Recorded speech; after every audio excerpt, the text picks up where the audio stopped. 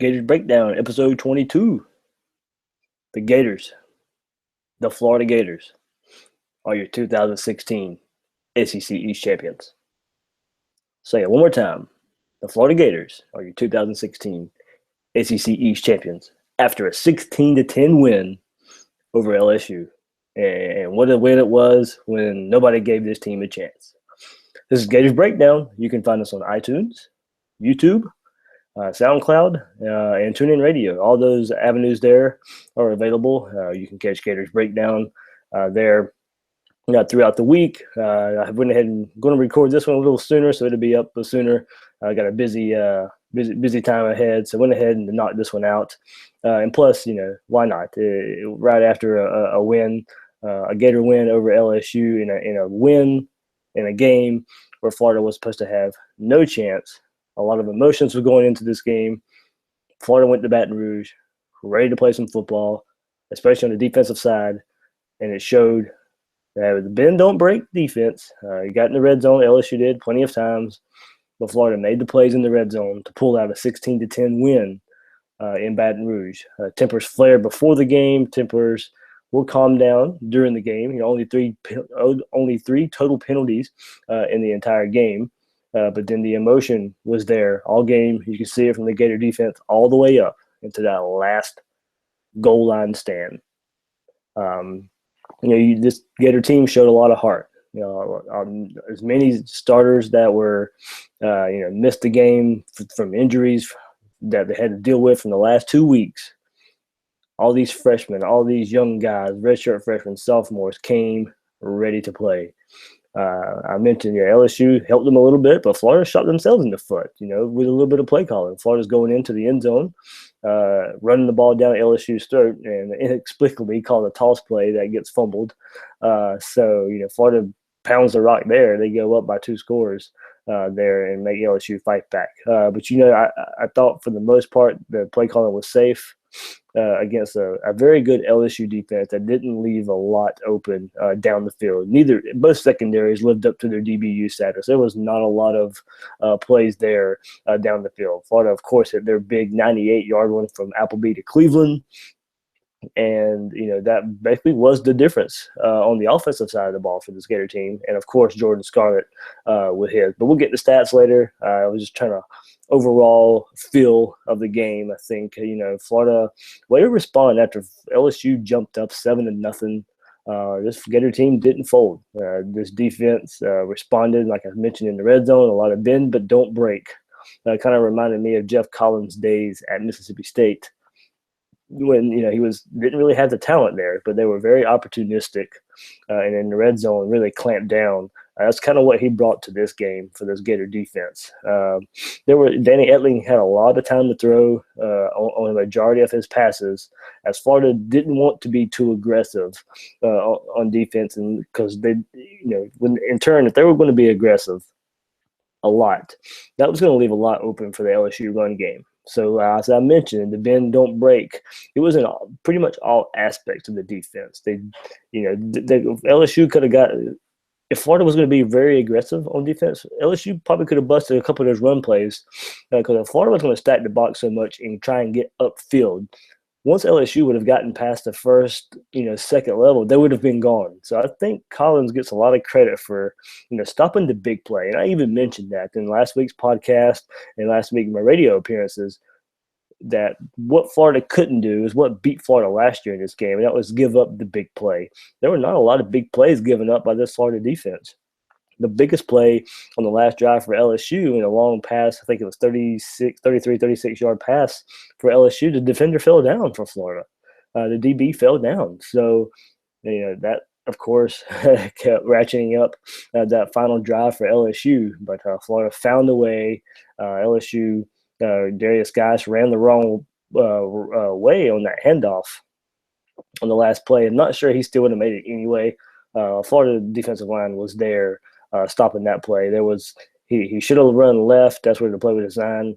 But he ran right, but right into some Florida defenders. He stretched. I think he ended up fumbling, but it didn't matter as the Gators stopped him on that 4th and goal on the very last play of the game. And with that, you heard me mention the very first thing I mentioned about this, the Florida Gators are your 2016 SEC East champions. They'll play Alabama in 2 weeks for the 25th anniversary of the SEC championship. So was there ever any doubt? Yes, there was. Don't get me wrong. But was there ever any doubt that the SEC championship's 25th anniversary would be Florida versus Alabama? And the matchup that has been in Atlanta in the Georgia Dome more than any other matchup has been Florida Alabama. So there you go. You get Florida Alabama again in the 25th anniversary edition of the SEC Championship. Excuse me, my sinuses, my allergies are bothering me. So if you hear the sniffles, that's about what that is. This time of year, it gets to me. So, I mean, we have to go back and just look at, how did we get here? I mean, you have to go back to August. ESPN puts out their best chance to win the SEC East back in August. Tennessee, 57%. Georgia, 30%. Florida was only given a 10% chance to win the SEC East. Well, you know what? That 10% was wrong. That 57% for Tennessee was wrong. That 30% for Georgia was wrong. Florida, Jim McElwain found a way to make it happen again. And with that, Jim McElwain is the first head coach in SEC history to take his team to the SEC championship in his first 2 years of coaching in the conference. I mean, that's a lot to say. I know McElwain has his critics. A lot of people want to question him, but he gets the job done. He's getting the job done with, a lot of the defense left over from Will Muschamp. But this offense, when it does, it struggles at times. Don't get me wrong. I'm not giving him a total pass here, but he's getting enough done. And we see the young talent that is showing with Jim McElwain. So, we got to think we see what we see next year from him, given his quarterback when Frank Trask steps in, and it's going to be that quarterback's offense. But you can already see the inklings of improvement he's brought in, to fix some parts. The wide receiver core, to me, it can get better, but it's fixed. The offensive line, it can get better, but it's fixed. The numbers there at both of those positions has made the difference in this Florida offense being good enough to go along with this Florida defense. Florida was 13.5-point underdogs going into this game against LSU.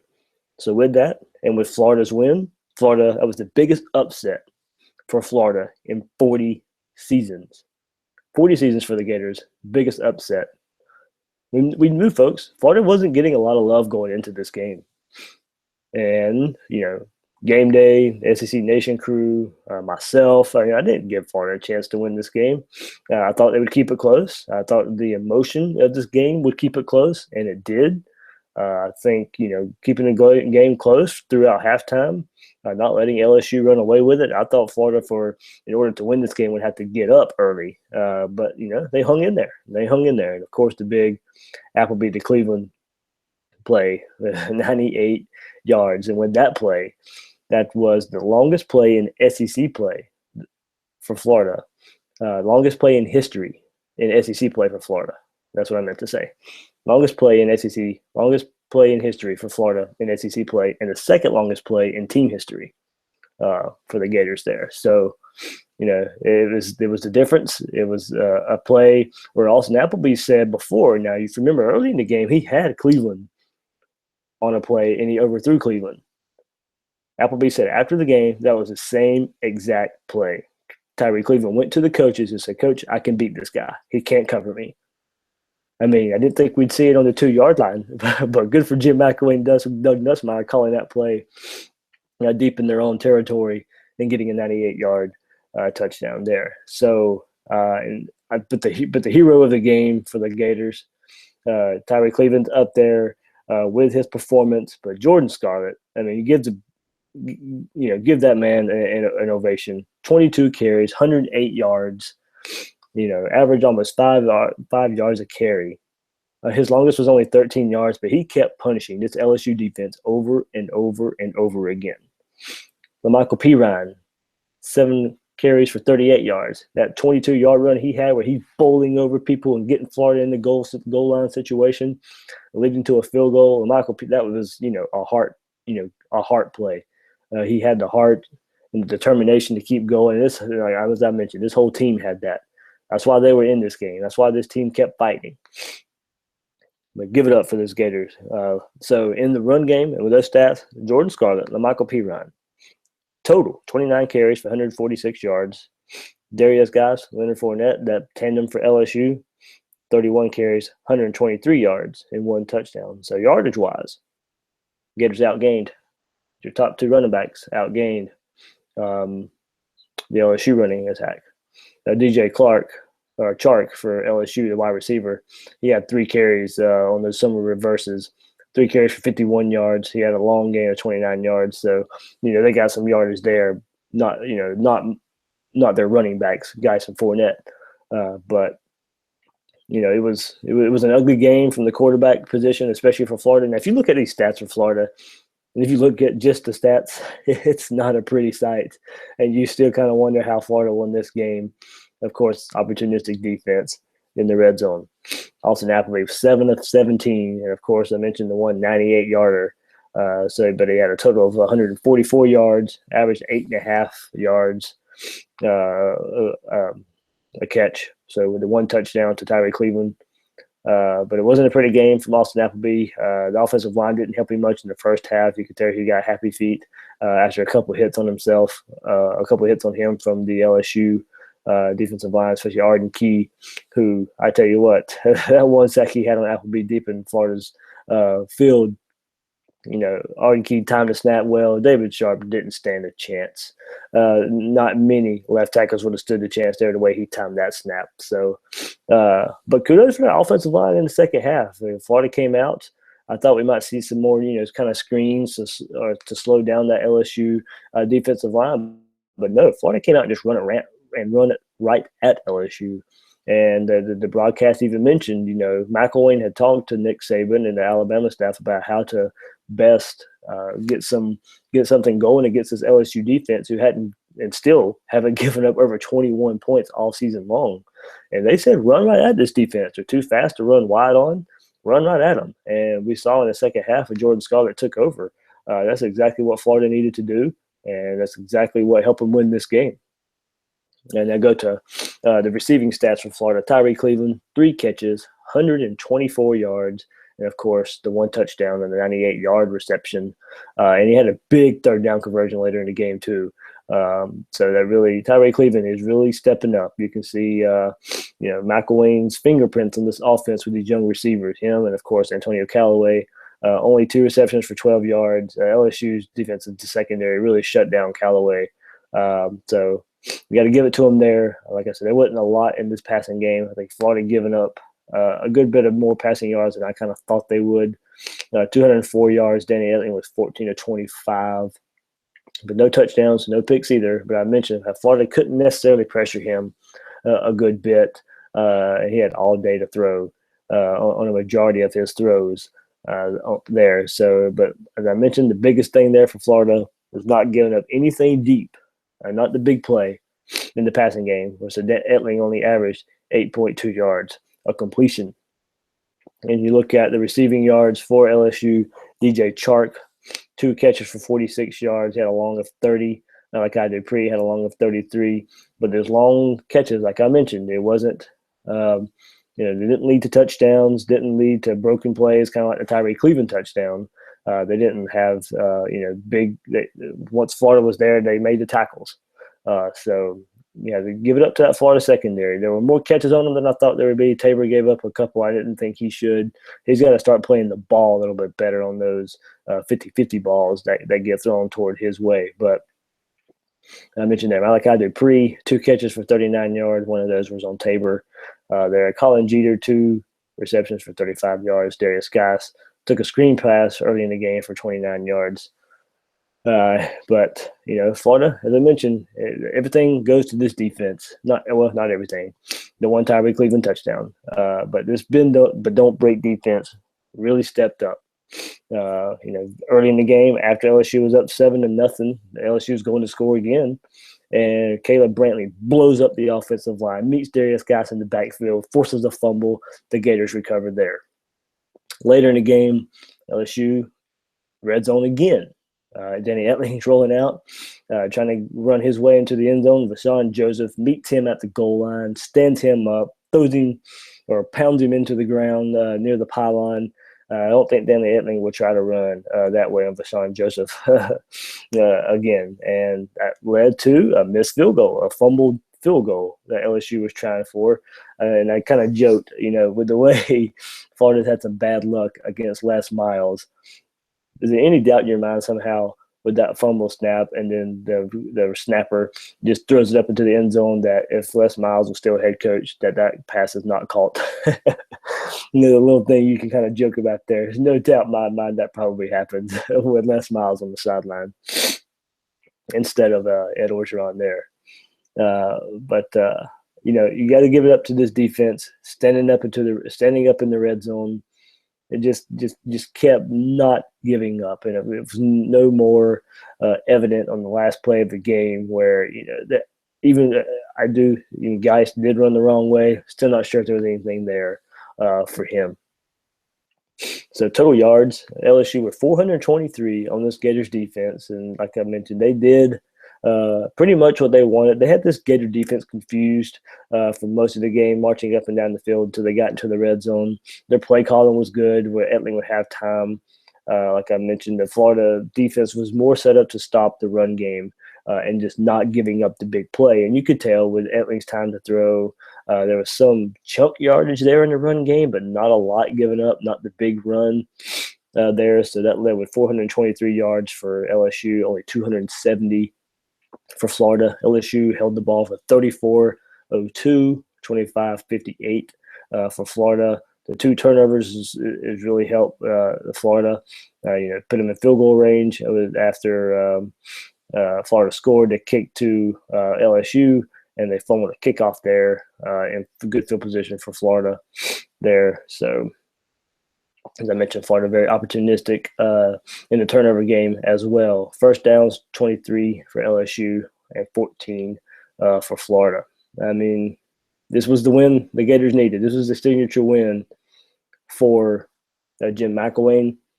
I think Jeff Collins as well. A lot of people wanted to question his defensive style going against LSU in this game. And, a lot of people want to complain he plays too much zone. I don't think you can ask for much more than what Collins brings as a defense, especially playing with all these young guys. He's playing right now. Linebacker core is decimated. And now he's playing with David Reese and Kylan Johnson. Listen to the stats again. David Reese, 12 total tackles after he had 11 last week. Marcel Harris went in another big game. 2 weeks in a row, Marcel Harris. He had 11 tackles here. Kylan Johnson, 8 tackles. Tabor, 6 tackles. Nick Washington, 6 tackles. Jordan Sherritt, 6. Caleb Brantley, 5. Kavanis Davis, 5. CeCe Jefferson, 4. We got a big sack by CeCe Jefferson in the red zone. Another red zone opportunistic play. Quincy Wilson with 4. Jabari Zuniga with 3. Duke Dawson, 2. Vashawn Joseph, 2. Mentioned his big hit at the goal line, Vashawn Joseph. So, but these linebackers were lost early in the game. I think Florida made some adjustments to where they were as lost. The tight ends were left wide open a good bit early in the game. Some good adjustments there by Collins to help shore that up. But as I mentioned, you got to keep going back to how they just showed up in the red zone. And when you look at these young players who are making plays, Reese, Kylan Johnson, I mean, we really thought, Florida was losing 7-8 guys off of this defense into next year. Well, it may not be so bad. It may not be, as bad as we thought we would see with the way these young players are showing up in big-time games. Last week was a game, you had to win coming off of a loss to Arkansas. These young guys step up. This, LSU with all the trash talk and, SEC East on the line, you win the game, you're going to Atlanta. Well, there you go. I mean, the young guys step up again. So David Reese, Kylan Johnson, and that linebacker core, I think you got to give kudos to those guys. They're finding ways to make plays. They're finding a way to fit into this Gator defense where the drop-off is not so bad to where they can't give themselves a chance to still win these games. Can't ask for much more. So, I mean, McElwain, I think after the game, he kind of just let the LSU people have it. And, good for him. I don't think anything has got on my nerves as much as the LSU reaction to the Hurricane Matthew situation. Now, Florida was scared to play the game because Florida wouldn't play that weekend. LSU wanted to try and find a way to play it in Baton Rouge that weekend or Tampa or whoever. They were just saying Florida was ducking them. No, sorry, Florida was doing what was best for them and trying to get a home game out of it. That's Jeremy Foley's job. Jeremy Foley did his job. It came down to Florida just had to end up agreeing to play, in Baton Rouge. But the narrative from this past week was Florida was scared. There's no more ducking. You got to play the game now. Well, Jim McElwain, after the game, it just shocks me that someone would question the Gators. The way I look at it, they, as an LSU, got what they deserved. Yes, they did. So all the players who talked trash from LSU this week, Florida gave it to them.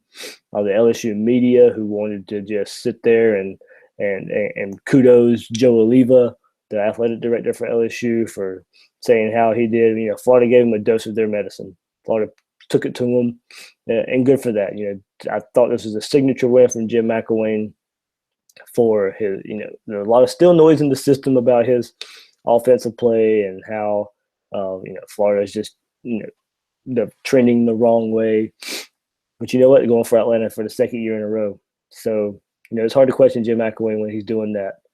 You can question him about his offense still a little bit if you want to, but just getting the job done under some crazy circumstances with quarterback play.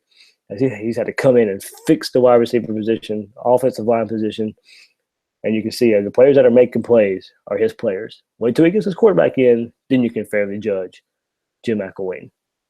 Doug Nussmeier, I thought, play calling was just okay. There were times I think you just have to stick with running the ball. Florida was running the ball well late or in the second half. Then they had a 2nd and 2 where they tried a screen pass that didn't work, and then another pass after that to where they had a loss on that play. I believe it had to end up punting. And then another time, as I mentioned earlier in the podcast, where Florida is driving down the field, about to score, and it's 3rd and goal, and has a little pitch play instead of just stuffing it down the throats of LSU again. And they fumbled and lost yardage, had to set up for a field goal. So they could have been a better play calling game from Doug Nussmeier. But all in all, did good enough to get the victory for Florida. And Florida is on its way to Atlanta to play in the SEC championship game again against Alabama. So Gators Breakdown podcast, you can find it on whether you're listening on iTunes or YouTube, SoundCloud. Give us a like, give us a follow, share it. This is a good podcast to share. This is much better than I think most Gator fans were expecting to talk about this week after Florida defeats LSU 16-10. So in the big picture, Florida has FSU coming up, and so can you get 2 big wins in a row? This game's going to take a lot out of this Florida team, but there ain't no doubt about it. They'll be ready for FSU. There's a game that is a state rivalry, but this win here put Florida even more on the map against LSU. And as I mentioned, it was a game where Florida was counted out before the game even started. Nobody was giving this Florida team a chance, and they come out with a victory. You cannot just underestimate what that means for these players and all the trash talk that they heard all week. And going to Baton Rouge, and even after the game, we saw Florida's planting the Florida flag on the field and having some fun there. I don't blame them, as I mentioned, all the trash talk from LSU and LSU administration for wanting to put out there that Florida was scared to play. Good for them. I hope Jeremy Foley is getting his last life in right now about Joe Oliva and how LSU handled this. And a little bit of vindication, I guess you could say, for Florida. So good for McElwain, good for the players for being able to get this victory. Injuries played a part on both sides. Florida, without many injuries, without many players. 8, 9 starters didn't play. Kendall Bakewith went down for LSU during the game. I think the injuries at linebacker played a factor in this game there. But Florida walks out with a 16-10 victory in Baton Rouge over LSU. And once again, Florida Gators are your 2016 SEC East champs. So no matter what happens with Tennessee from here on out, they beat Missouri. They crushed Missouri after that game was a little, questionable before Tennessee broke away. But it doesn't matter what happens next week with Tennessee Vanderbilt. It all came down to the Florida LSU game where Florida won 16-10. So I'm David Waters. You can find me on Twitter at GatorDave_SEC, at GatorDave_SEC on Twitter. And then you can find this podcast in many locations: iTunes, YouTube, SoundCloud. I'll share those links out on Twitter. And you can give us a like, a follow, and share this thing, please, if you want more to listen to Gators Breakdown. So for episode 22 of Gators Breakdown, I'm David Waters. Thanks for listening, and we will see you guys later in the week.